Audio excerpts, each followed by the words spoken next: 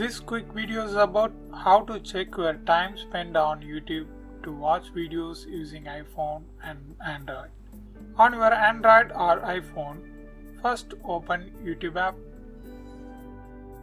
then click here and switch to the account you want to see your time watched.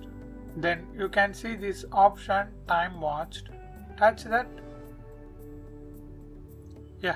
Here you can see how much time you spend on YouTube on day by day for the last 7 days. And here you can see the total time spent for the last 7 days.